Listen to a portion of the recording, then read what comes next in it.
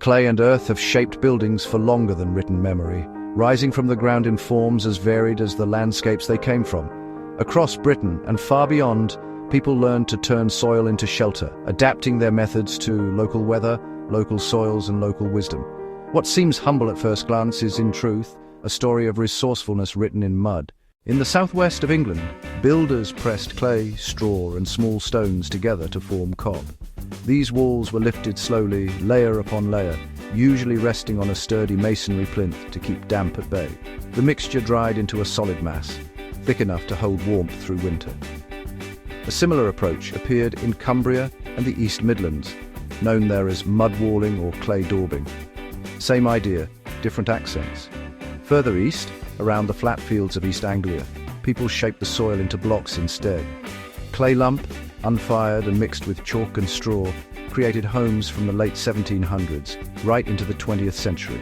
Elsewhere in the world, this same family of construction became known as adobe, rising in sun-baked towns from Spain to Mexico to North America. Wales developed its own version called clom, blending clay with whatever fibres were available: chopped wheat straw, rushes, bracken, moss, even animal hair. Builders laid it in courses, trimming each layer to a smooth, gently sloping face. The finish was practical, designed to shed rain long before cement was imagined. Some techniques relied less on sculpting and more on compression. Pise de terre, better known today as rammed earth, arrived from continental Europe in the late 18th century. Dry earth was compacted between timber shutter boards, forming walls as tough as stone, but made entirely from the ground beneath the builder's feet. In areas rich in chalk, a related method emerged: chalk mud lumps or pugged chalk, shaped as blocks or pressed with shuttering in places where soft chalk and clay naturally met.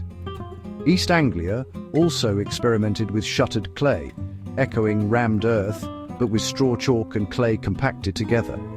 Buckinghamshire gave us Witchett, earth and straw lifted without shuttering, rising directly from a plinth into thick, breathable walls. Its spelling changed from village to village, but the principle remained constant: make use of what the land provides. Clay and earth were not only used for solid walls, they also filled the spaces between timber frames. In Lancashire, clamstaff and daub wrapped thin wooden studs in clay-based infill. In the Lincolnshire wolds, mud and stud covered entire lightweight frames in a thick coat of daub during the 17th and 18th centuries. The most widespread of all was wattle-and-daub, pliable sticks woven together and coated with clay or lime plaster, creating panels that flexed slightly instead of cracking. All these buildings depended on smart protection rather than brute strength: deep eaves, raised plinths, and breathable finishes. Many were coated not in modern cement but in clay or lime-based renders, often finished with lime wash that allowed moisture to escape. The same materials even formed floors: beaten earth mixed with sand and gravel, compacted to a smooth surface in rooms where traffic was light and water unlikely. The quiet lesson beneath these traditions is simple.